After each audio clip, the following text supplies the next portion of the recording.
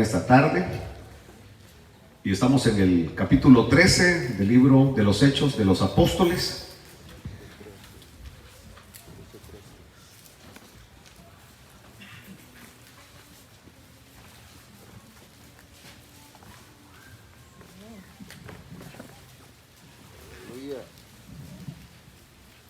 Entre más simples somos, más felices somos.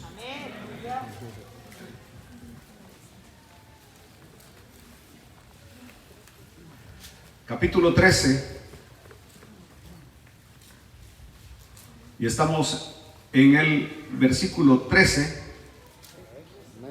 Dos lindos números, 13.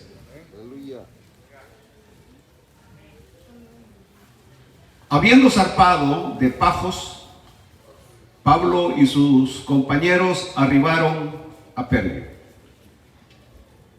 de Panfilia. Pero Juan, apartándose de ellos, volvió a Jerusalén. Ellos, pasando de Perge, llegaron a Antioquía de Pisidia y entraron en la sinagoga un día de reposo y se sentaron.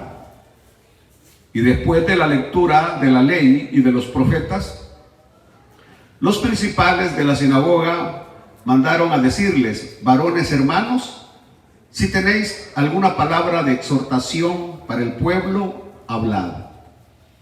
Entonces Pablo, levantándose, hecha señal de silencio con la mano, dijo: varones israelitas, y los que teméis a Dios, oíd. El Dios de este pueblo de Israel escogió a nuestros padres y enalteció al pueblo, siendo ellos extranjeros en tierra de Egipto, y con brazo levantado lo sacó de ella.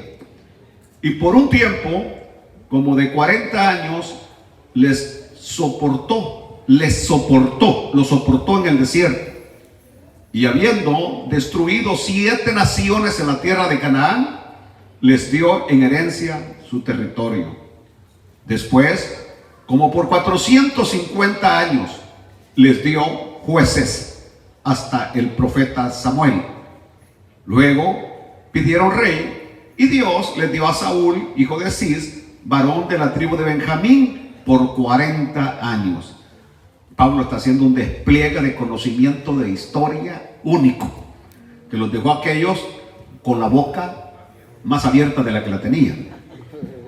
Quitado le levantó por rey a David, de quien dio también testimonio diciendo: he hallado a David, hijo de Isaí, varón conforme a mi corazón, quien hará todo lo que yo quiero. De la descendencia de y conforme a la promesa, Dios levantó a Jesús por Salvador de Israel. Es decir, todo lo que Pablo ha dicho tenía un solo objetivo: llegar ¿a quién? A Jesús por Salvador de Israel. Antes de su venida predicó Juan el Bautista de arrepentimiento a todo el pueblo de Israel. Mas cuando Juan terminaba su carrera dijo, me apagaron el teléfono, pero está bien, el micrófono. Mas cuando Juan terminaba su carrera dijo: ¿quién pensáis que soy? No soy yo él, mas he aquí viene tras mí uno de quien no soy digno de desatar el calzado de los pies. Varones hermanos, hijos del linaje de Abraham, y los que entre vosotros teméis a Dios, a vosotros es enviada la palabra de esta salvación, porque los habitantes de Jerusalén y sus gobernantes, no conociendo a Jesús ni las palabras de los profetas que se leen todos los días de reposo, bárbaros, se leen todos los días, pero no la conocían. Así como ustedes que escuchan la palabra y les entra por un oído y les sale por otro. Los días de reposo las cumplieron al condenarle, y sin hallar en él causa digna de muerte, pidieron a Pilato que se le matase. Y habiendo cumplido todas las cosas que de él estaban escritas, quitándolo del madero, lo pusieron en el sepulcro. Mas Dios le levantó de los muertos. Padre, te damos gracias por la porción de tu santa palabra. Y ahora una vez más, Señor, prepara nuestros corazones. Quita todo impedimento, Señor, todo aquello que quiera obstaculizar que tu palabra llegue con bendición. Anúlalo, Padre, en el nombre de Jesucristo. Amén. Estamos en un estudio bíblico y hoy nos toca llegar a este versículo 13 del capítulo 13, donde este equipo de misioneros va a abandonar la isla de Chipre, la ciudad de Pafos, para llegar luego al continente ya asiático, a la ciudad de Perge. Es bien importante hoy que aprendamos que hasta el versículo 12,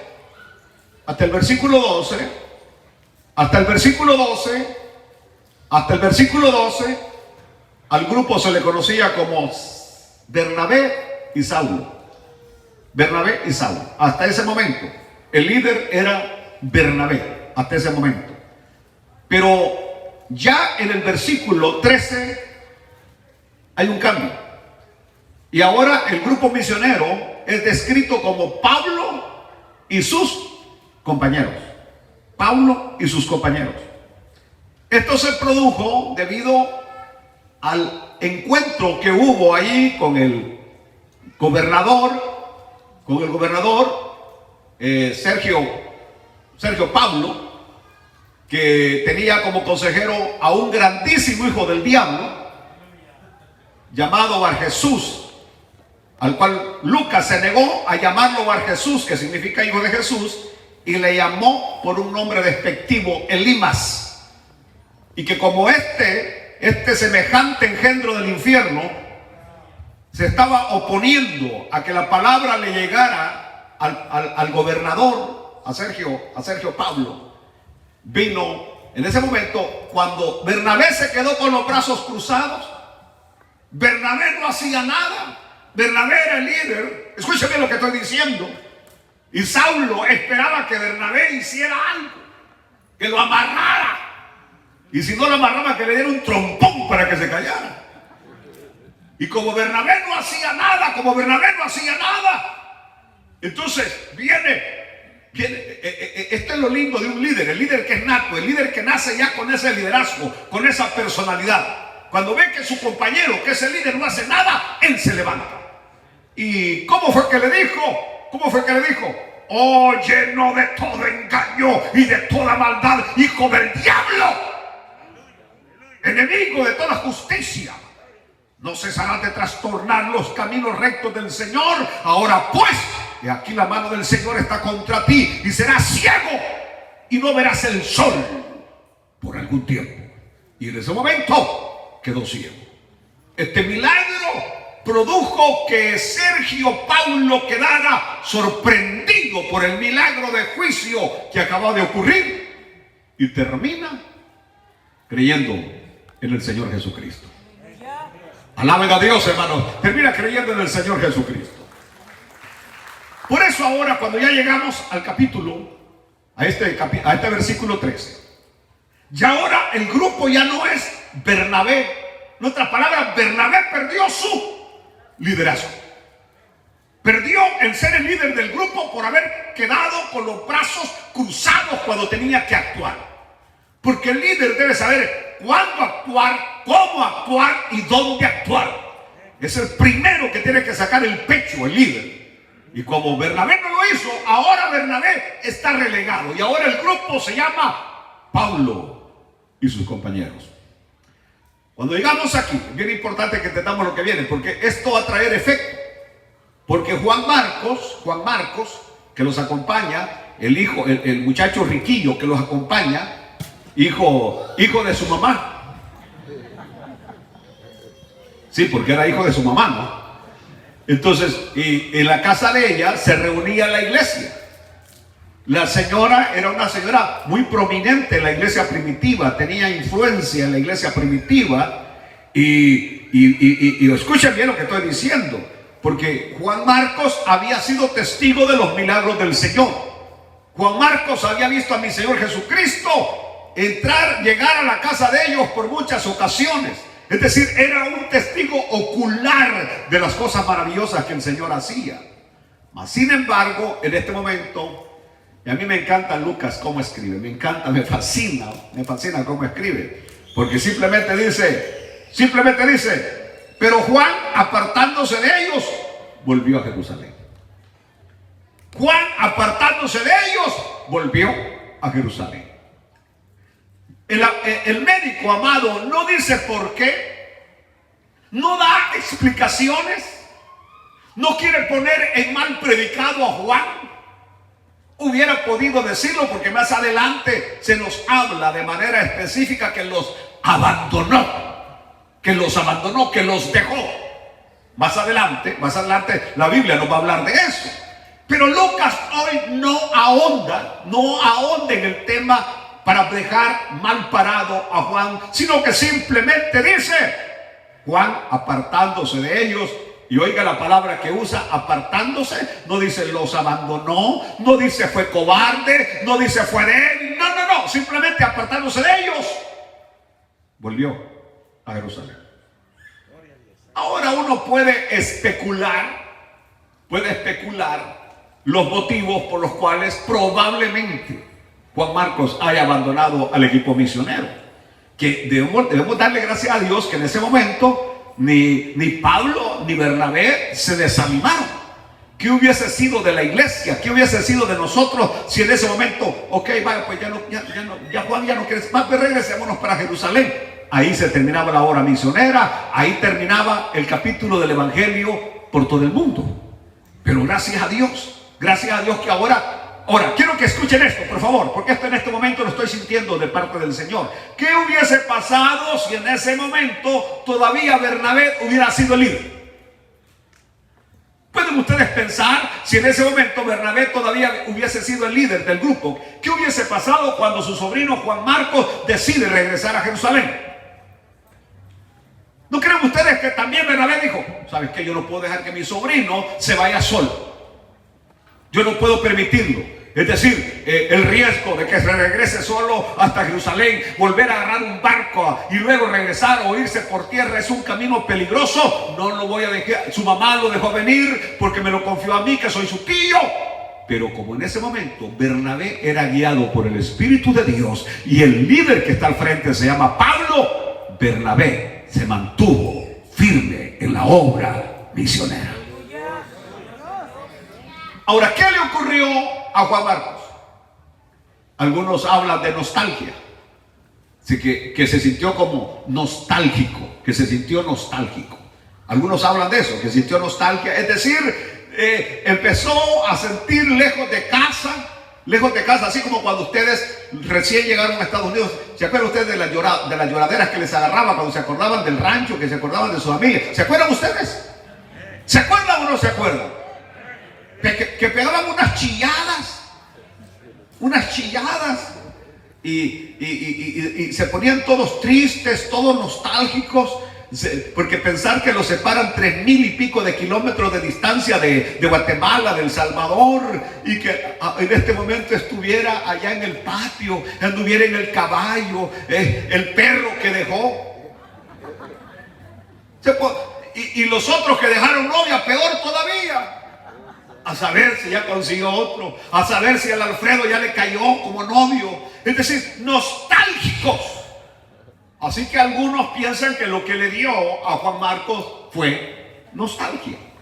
Algunos otros piensan que había estado tan protegido por mami, la dueña del aposento alto, había estado tan protegido, el niñito mimado, el niño que tiene todo, y en este momento está viendo las dificultades de ser misionero, de llevar la palabra, desvelos y todos los peligros que habían, que dijo, no, prefiero irme con mi mami.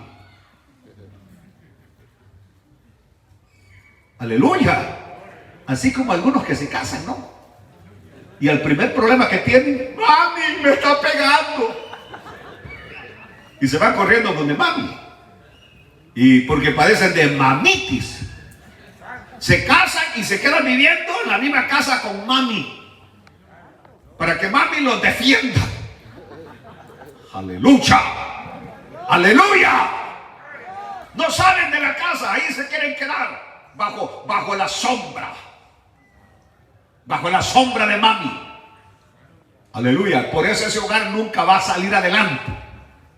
Porque el que va a casarse tiene que salir debajo de las naguas de la nada. Salir a paz y ver cómo le va en la vida. Vaya pues. Yo sé que aunque estoy diciendo, algunos no me van a hacer caso. Bueno, ¿por qué está insertada esta historia en la palabra de Dios? Siendo que Bernabé, siendo que ahora Pablo, eran hombres consagrados. Digan conmigo, consagrados. Pero díganlo más fuerte, consagrados. Y uno puede pensar que a los consagrados no les vienen dificultades. Que a los consagrados no les vienen problemas. No, dice, no, al siervo, ¿qué problema puede tener el siervo? ¿Me están oyendo? Uno piensa que entre más consagrados una persona va a estar exento de dificultades y exento de problemas. Pero pregúntenme a mí y les voy a dar una respuesta totalmente contraria. Entre más consagrados somos o estamos o buscamos, más problemas nos llueven. Aquí encontramos ahora dos hombres consagrados y por eso la Biblia inserta esta linda historia, porque esta historia no es el final. Aquí no es el final. Este es el principio de un problema que va a terminar en la separación de un dúo maravilloso llamado Bernabé y Saulo, y después Pablo y Bernabé. Esta situación los va a llevar a un desenlace que uno va a salir para un lado y el otro para otro lado.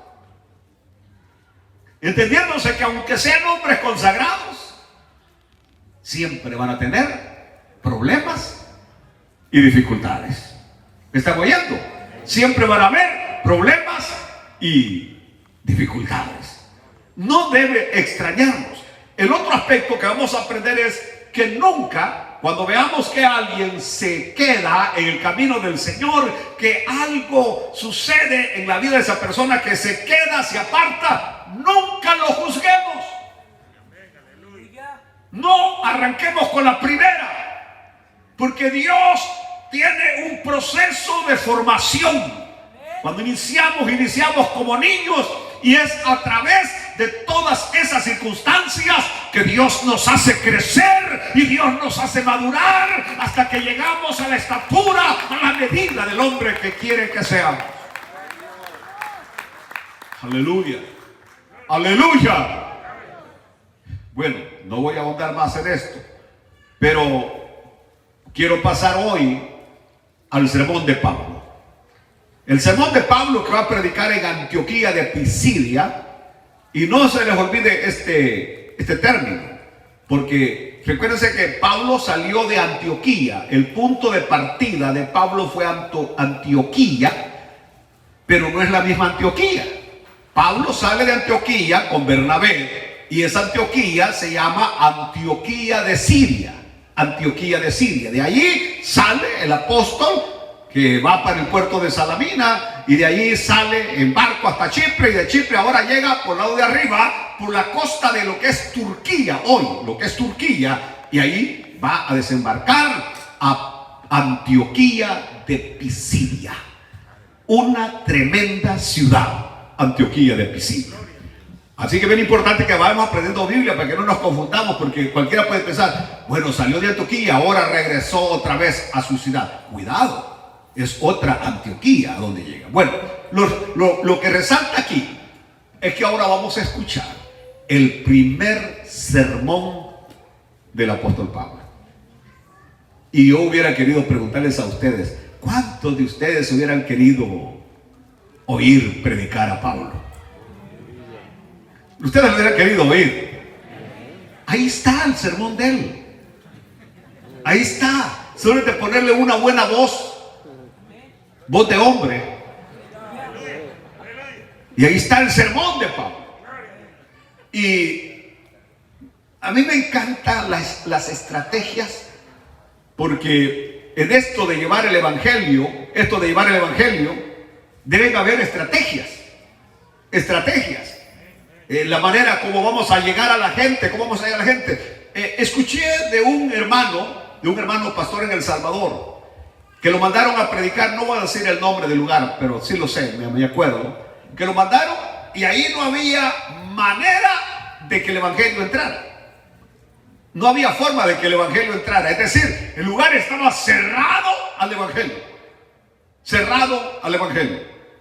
Pero este hombre que llegó a abrir la obra allí, conocía un poco de medicina. Y cuando él llegó ahí, lo primero que notó es que los niños todos tenían unas cosas que se llaman niguas. Allá en El Salvador, niguas son unos animalitos que se meten en medio de los pies. ¿Se acuerda usted cuando tenía niguas? ¿O no se acuerda? ¿Nunca tuvo? Vaya, algunos tuvieron, me están haciendo así, pero no quieren decir. Según dicen, que agarra una picazón terrible en medio de los dedos y salen como llagas, se pudre, sale pus, aquello es terrible. No pueden ni caminar por las niguas. Aleluya. Y entonces dicen que llegó este hombre, sabía cómo curarlos y empezaba a desinfectar las llagas hasta que lograba sacar el animalito ese que le produce la nigua y empezó a curar primeramente a los niños. No llegó hablándoles que el catolicismo es del diablo, que los ídolos no tienen poder. No, llegó primeramente buscando un bien físico de ellos. Después, cuando los papás se dieron cuenta que los niños ya andaban corriendo, ¿y quién los curó? El predicador, el misionero que ha llegado. Nunca les había hablado del evangelio, era misionero y nunca les había hablado del evangelio. Y luego les dijo, díganle a su papá también que los puedo curar. Y aquel hombre agarraba aquellos pies hediondos, aquellos pies con las llagas de las niguas, y empezaba aquel hombre a curarlos, pidiéndole al Señor mientras les ponía las manos, solamente curándolos, que el corazón también fuera curado, que la palabra pudiera llegar al corazón de ellos. Aleluya. De repente le dijo a los niños, les voy a enseñar a jugar. Y empezó a enseñarles, llevó una pelota y empezó a enseñarles a jugar. Pero luego le decía, ¿saben qué? Antes de jugar le vamos a dar gracias a Dios. Gloria. Aleluya. Oiga, qué estrategia. Y después de que ya le daban gracias a Dios para jugar, le dijo, ¿saben qué? Hoy mejor vamos a, ¿qué les parece? ¿Quieren cantar un canto para Dios? Sí, queremos cantar los niños inocentes. Solo Dios hacia el hombre feliz. Solo Dios hacia el hombre feliz. Entonces ya no andaban cantando que el piojo y la pulga se quieren casar, sino que cantaban que solo Dios hace al hombre feliz. Y llegaban los niños a la casa, y como los niños son una grabadora, todo se les grababa. Estaban en la casa, Cipote venía a comerte los frijoles, y mientras se lavaban las manos estaban, solo Dios. Y eso que está cantando, solo Dios hace al hombre feliz. Solo Dios no habla de religión, no habla de nada, sino que solo Dios hace al hombre feliz. Para hacer corta la historia, ¿se convertirán los adultos también? Lo veremos en el próximo capítulo. No, se fundó la iglesia. Se fundó una tremenda iglesia. Fui a predicar ahí. Se fundó una tremenda iglesia gracias a una estrategia. Si hubiera llegado yo hablando que los ídolos no tienen poder, que son de yeso, que mire, que no, me hubieran apaleado y la obra no se hubiera fundado. ¿Me están oyendo, queridos hermanos? Porque nosotros somos tan así, tan, que llegamos con la espada desenvainado. Mire, semejante hijo del diablo, conviértase, que no le da pena ser borracho, que no le da pena ser drogadicto, que no le... Lo que van a hacer es pegarle su sopapo.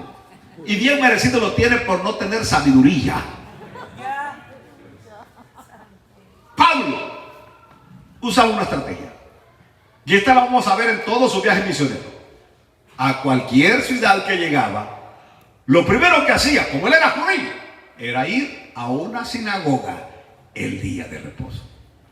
Y van a observar ustedes que si regresamos el reloj, mi Señor Jesucristo también lo hizo.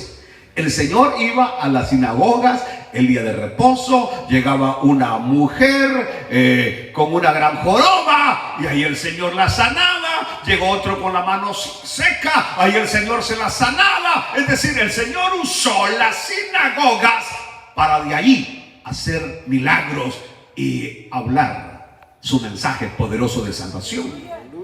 Así que Pablo llegaba, se sentaban. ¿Y de dónde vienen, hermanos? De Jerusalén. Los judíos estaban dispersos por todo el imperio romano y habían construido sinagogas en todas las ciudades. Así que ellos estaban lejos de la ciudad amada Jerusalén. Quiero que hoy entiendan ustedes que Jerusalén para los judíos es la ciudad más hermosa, la ciudad deseada. No es Nueva York, no son Los Ángeles, California, no son Las Vegas, Nevada. La ciudad deseada y amada por todo judío se llama Jerusalén. Si no, ustedes lean el libro de Nehemías. Cuando llegaron aquellos que venían de Jerusalén, ¿cómo está Jerusalén? ¿Cómo están los hermanos? ¿Cómo están? Cuando recibe la noticia llora, cuando le dice que los muros están caídos, que la ciudad está destruida, es decir, es la ciudad amada. Así que cuando Pablo y Bernabé decían que venían de Jerusalén, todos querían oír. ¿Me están oyendo? Así como cuando viene un familiar nuestro o amigo nuestro que viene de la ciudad de donde somos. Oye, ¿y cómo está el Chabelo? ¿Y cómo está Rodolfo? Mira, y la Paquita, la del bar, perdón, Paquita, la del bar, y la Paquita, y empieza uno a preguntar, quiere saber todo. Es más, con solo que uno vaya al país, y que ahora con los medios de comunicación, todo se dice, todo se conoce. ¿Y qué tal está El Salvador, vos? ¿Y qué tal está la capital? ¿Y qué tal las playas? Y está salada el agua todavía. O sea, la curiosidad. Así que cuando terminaban de leer las escrituras, de leer los profetas, de leer la palabra, la ley y los profetas, invitaban a cualquiera de ellos que si tenía una palabra de exhortación, que se levantara y se las dijera. Pablo va a usar esa estrategia, ¡pum!, para llevar el evangelio a todas aquellas ciudades. ¿Por qué razón? Porque el judaísmo no solamente tenía judíos.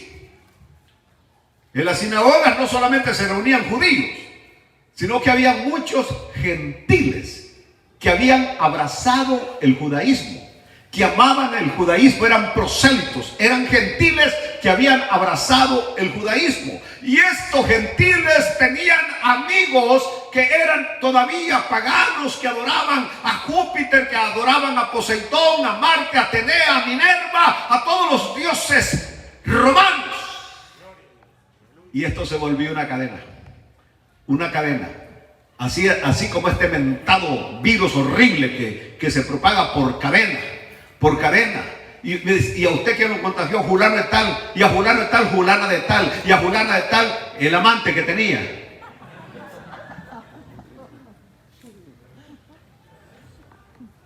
Ayúdanos, Señor. Bueno, lo que estoy diciendo es que ahora, cuando le dan la oportunidad a Pablo, Dios mío, a Pablo le picaba la boca. Y vean una vez más, no fue Bernabé el que se levanta, sino que cuando dice varones, Bernabé le dice Pablo. O sea, ya el líder era Pablo, y Pablo se levanta.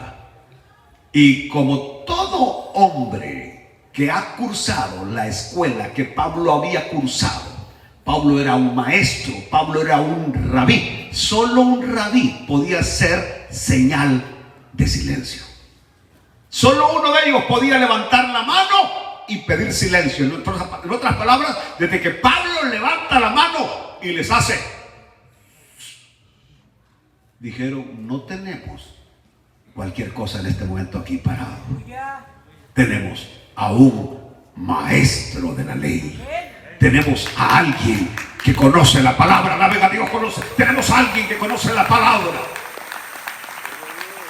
A un pueblo que está hambriento de oír palabra y que de repente, de la nada, aparece un maestro de la palabra. Es una bendición, como algo caído del cielo. Y Pablo ahora, Dios mío, va a mostrar el caudal de conocimiento que tiene de las Escrituras. Y por eso, una vez más, yo repito que lo único que nos da autoridad en este púlpito es el conocimiento de la palabra. Aleluya. Si usted no tiene conocimiento de la palabra, usted es una vaca patas para arriba. Aquí no le va a salir ni la ciguanaba, porque aquí se necesita tener autoridad, y esta autoridad la da solamente aquel que conoce la palabra de Dios, que conoce la palabra de Dios. Por eso ven ustedes que San Pablo viene, aleluya, y dice, entonces Pablo, levantándose, hecha señal de silencio con la mano, dijo: varones israelitas y los que teméis a Dios, oíd. Se dirige a los dos grupos. ¿Por qué es bien importante? Porque a estas alturas el apóstol Pablo sabe que el evangelio no es para un grupo selecto nada más. El evangelio es para todo aquel que necesita la salvación. Alaben al Señor. Somos nosotros los que algunas veces decimos: este sí, este no, este sí, este no. Pero en el plan de Dios es que el evangelio es para todos. Así que aquí está el grupo de los israelitas, puros israelitas, y los que teméis a Dios, es decir, aquellos gentiles que habían abrazado el judaísmo. Aquí comienza Pablo, porque este es uno de los más grandes sermones jamás predicado. Uno de los más grandes sermones jamás predicado. Y es bien importante que lo estudiemos y veamos el orden que Pablo llevó. El orden que Pablo llevó. Hace un compendio de la historia de Israel. Hace un compendio de la historia de Israel. Arranca con los patriarcas. Por supuesto, Lucas no nos va a decir todo lo que Pablo dijo. ¿Me están oyendo? Lucas no tenía una grabadora y grabar palabra por palabra, no era un call reporting para escribir todas las palabras. Así que lo que él nos da es ¿qué? Un resumen del mensaje del apóstol Pablo. Así que yo me imagino al apóstol Pablo diciéndoles que el Dios nuestro, el Dios del pueblo de Israel, escogió a nuestro padre Abraham cuando se encontraba allá en Ur, en la región de Mesopotamia, y desde allá lo sacó y empezó Pablo a relatar cómo lo trajo hasta llegar allí a donde muere su padre Taré, que luego va, es decir, todos esos detalles para mí Pablo los está desglosando, Pablo los está mostrando, y aquellos, wow, tenían años de no escuchar un mensaje así, de conocimiento bíblico, de historia totalmente bíblica. Sale de los patriarcas, llega a Israel cuando está allá cautivo en Babilonia. Habla de los años que estuvieron cautivos, habla cómo Dios los saca de Babilonia, habla cómo Dios los trajo a la conquista de la tierra de Canaán, cómo Dios cuando los establece en Canaán levanta jueces para que los estén gobernando, y que luego pidieron rey y les dio a Saúl, y después de Saúl vino un rey conforme al corazón de él, que iba a hacer todo lo que él quería, David, y lo levanta como rey. Pero ¿por qué Pablo? Todo lo que Pablo está haciendo es preparando un terreno. Ellos no saben el tiro de gracia por dónde va a venir. Ellos piensan que nada más está exaltando la historia de Israel y que dicen: wow, ¿cómo sabe de las escrituras? ¿Cómo sabe de los profetas? ¿Cómo sabe de la ley? Qué tremendo este predicador que hoy ha venido. Es más, ya le estaban diciendo que se quedara como pastor ahí con ellos. Pero cuando llega David, dice: y levanta David un hombre conforme al corazón de él, que iba a hacer todo lo que él quería que hiciera. Y de ahí sale Jesús, el Salvador de Israel.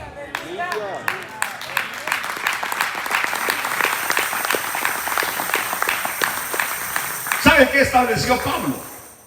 Que Dios tiene un plan. Un plan donde Dios maneja la historia. No son los hombres los que están marcando y diciendo qué va a pasar en la historia. Es el Dios soberano del universo, el que tiene el control no solo del mundo, sino de los sucesos de la historia. ¿Me está oyendo? Es Dios el que lleva ese control, es Dios. Y todo lo que Dios hizo, llamar a Abraham, Isaac, Jacob, José en Egipto, Moisés en Egipto, era el plan de Dios encaminado ¿a qué? A la revelación más grande: Jesús, el Salvador del mundo.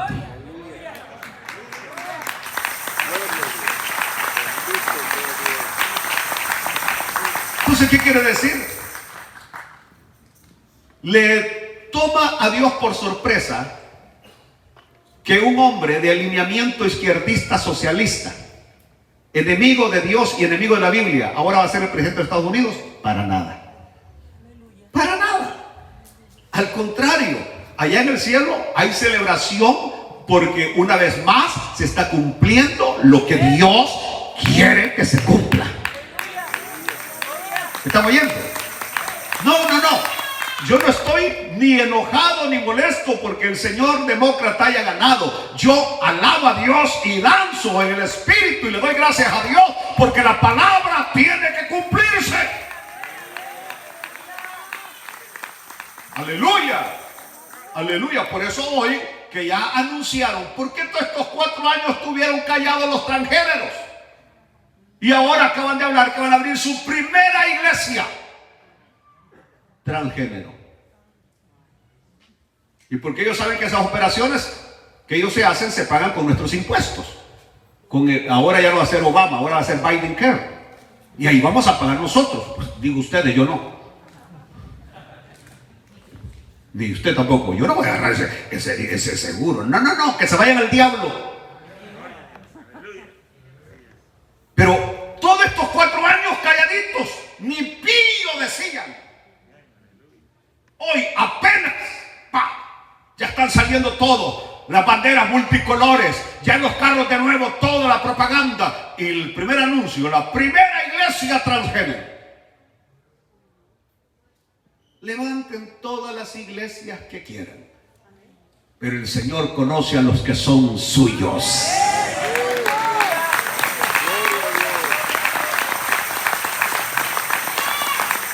Aleluya. Aleluya. Así que viene hoy. Pablo dice: no, es Dios el que ha diseñado un plan para toda la historia. Todo. Y bien tremendo.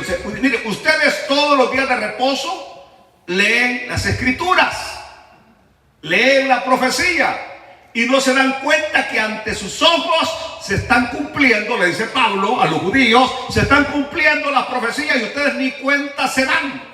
Por ejemplo, ellos, todavía los judíos, hasta el día de hoy dicen: Señor, manda el Mesías. Señores judíos, el Mesías ya vino, se llama Jesús de Nazaret.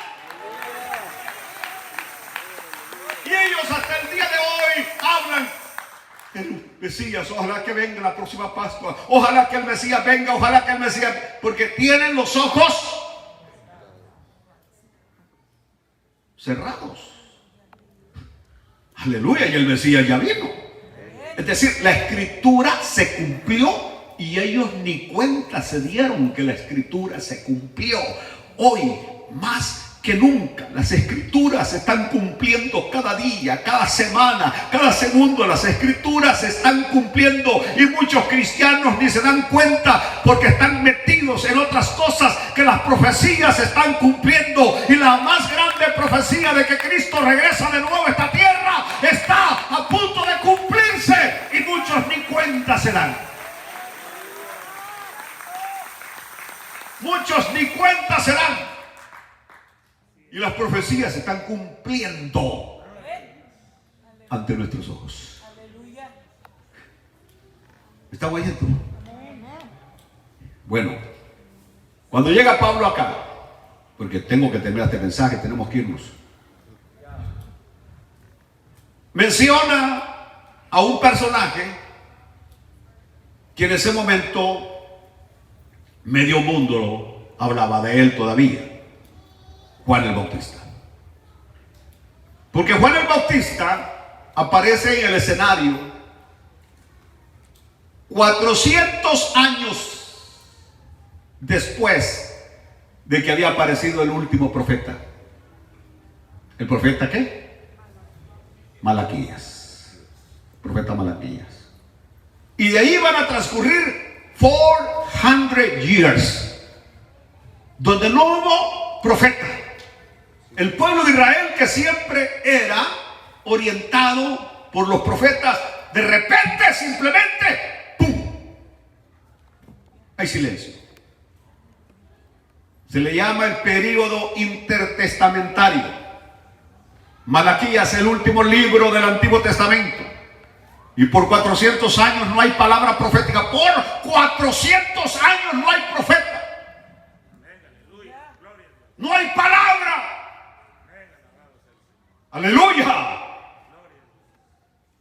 De repente, de la noche a la mañana, aparece una voz predicando en el desierto: arrepentidos y convertidos, porque el reino de los cielos se ha acercado.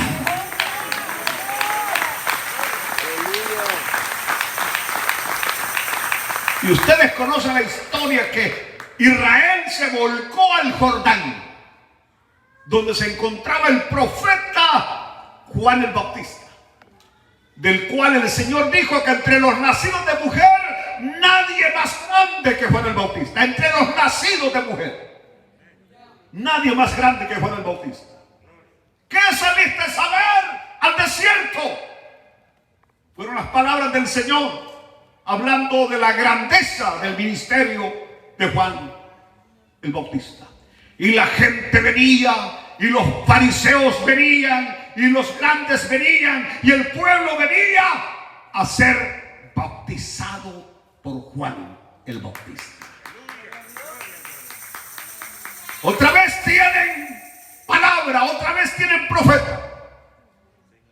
Y entonces viene Pablo y dice: Juan el Bautista respondió a Jesús de la manera correcta.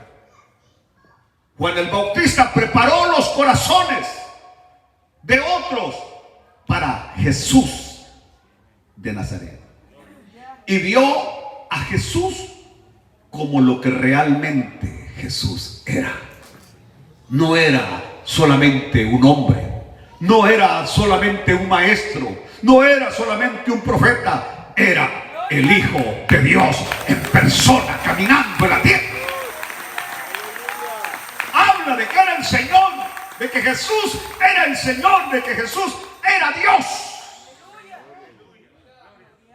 Lo tremendo: Juan el Bautista era un iletrado. Juan el Bautista nunca fue a la escuela. Juan el Bautista no graduó de las universidades de los rabinos, no. Y en cambio pudo darse cuenta quién era Jesús. Los gobernantes, los líderes, los que tenían conocimiento de la palabra, no lo conocieron.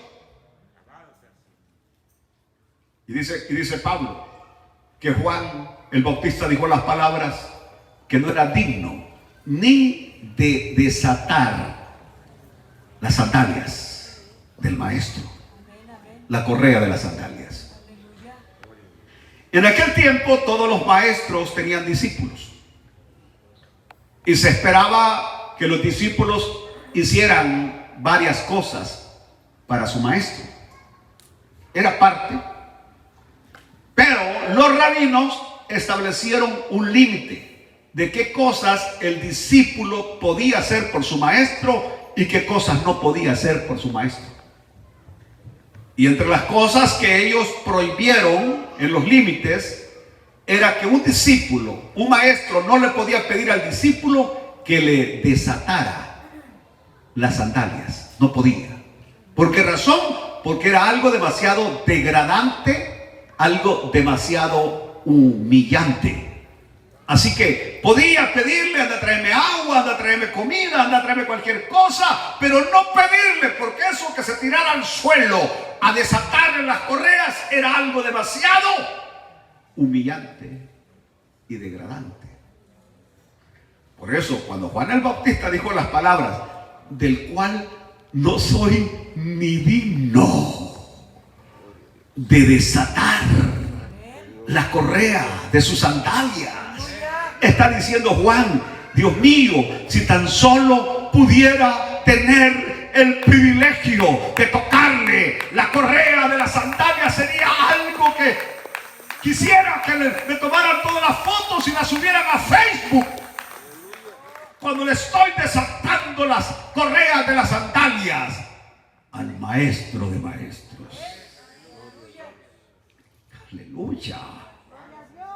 Mire, si los pobres religiosos que viven inmersos en el mar de la ignorancia van a Roma y tienen el privilegio de ver al malvado padre,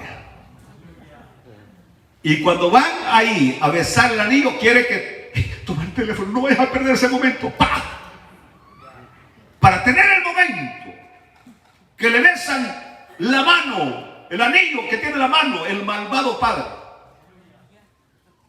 Y luego, Dios mío, esa foto no quieren perderla ni por nada del mundo. La guardan en Google, la guardan en las nubes de Samsung, de todo, por si el teléfono se arruina, que la foto permanezca.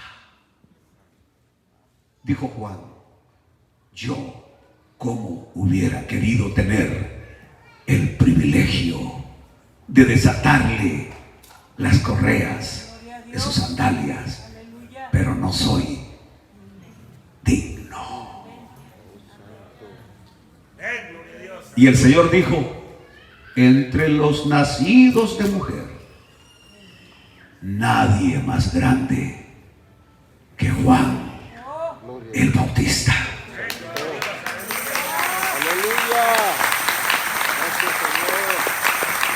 ¿Qué es lo que Pablo está pretendiendo? Pablo pretende decirles: miren, Juan no tenía conocimiento bíblico, Juan no tenía títulos, y Juan lo reconoció. Juan vio no un carpintero, Juan no vio a un simple hombre, hijo de campesinos. Juan vio al Cordero de Dios que quita el pecado del mundo. En cambio, los de saco y corbata, los de cuello almidonado, los que caminaban por las calles y que cuando iban por las calles la gente los reverenciaba. Viene el gran rabino, viene Anás, viene Caifás, vienen los grandes, y la gente se doblaba delante de ellos. Estos no lo conocieron. Es maravilloso conocerle. Qué precioso que nosotros, sin ser grandes, sin tener tantos conocimientos, le hayamos conocido como nuestro Señor y Salvador.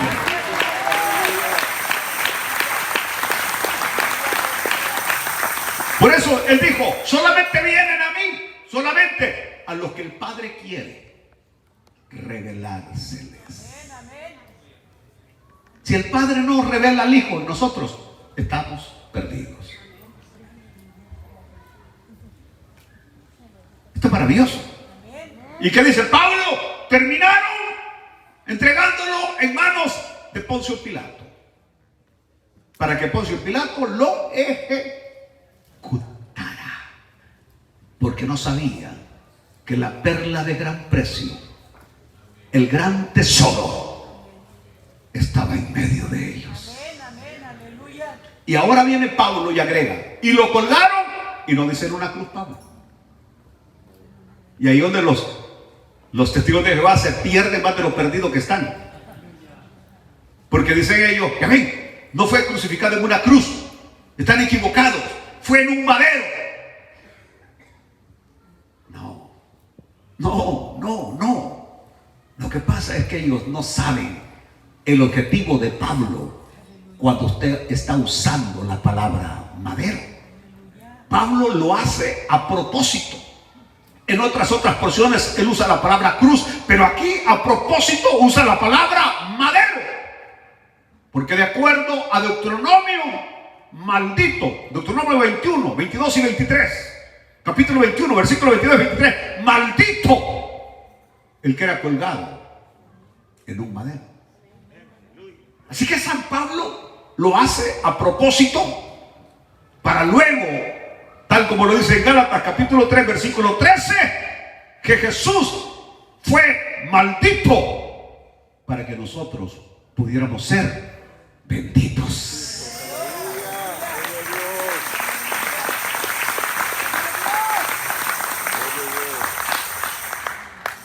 En otras palabras, toda esta reseña histórica que Pablo hizo era para destacar que todo lo que había sucedido, todo lo que había pasado, era el fiel cumplimiento de la palabra profética.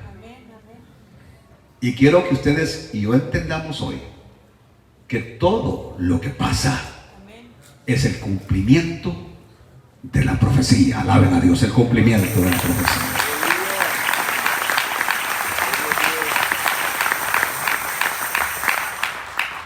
¿Saben ustedes que equivocadamente,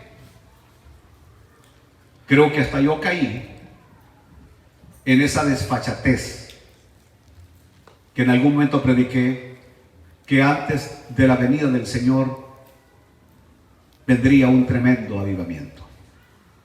Por ahí tengo escrito un mensaje que así le titulé El Gran Avivamiento, y donde yo ahí leyendo las palabras hablo de que antes de la venida del Señor, simplemente lo escuché a alguien, lo leí en algún libro y en muy cabeza hueca prediqué que antes del arrebatamiento vendría un avivamiento.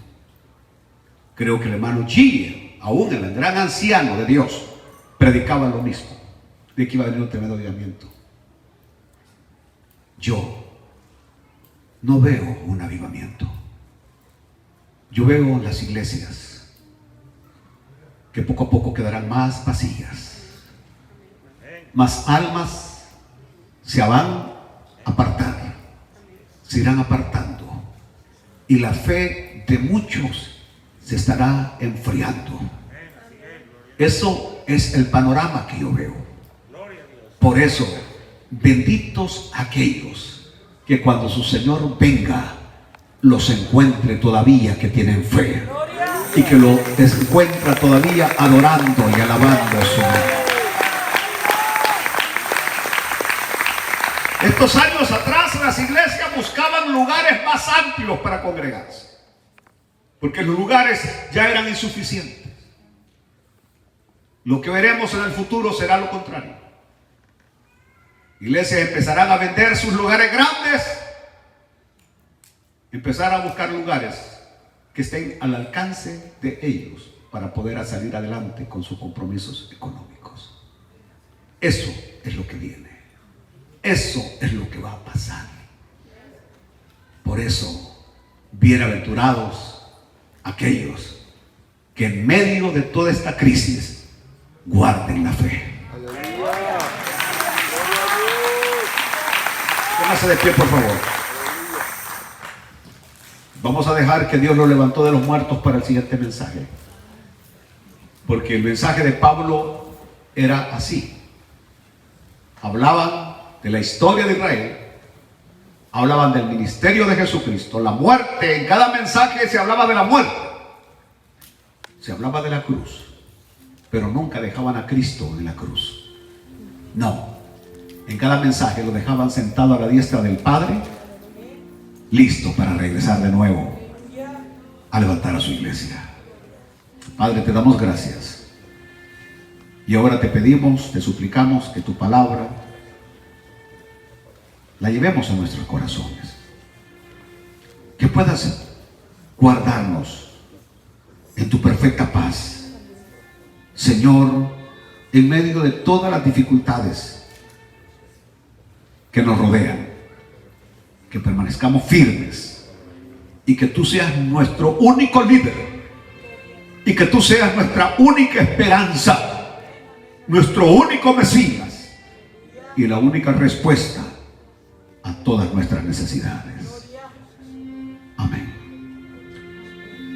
Si alguna persona en esta noche quiere recibir a Cristo como Señor y Salvador de su vida, si hay alguien que todavía no es salvo y en esta noche el Padre le está revelando al Hijo que es la única respuesta, la única salida, quiero invitarle que le rinda su vida al Señor.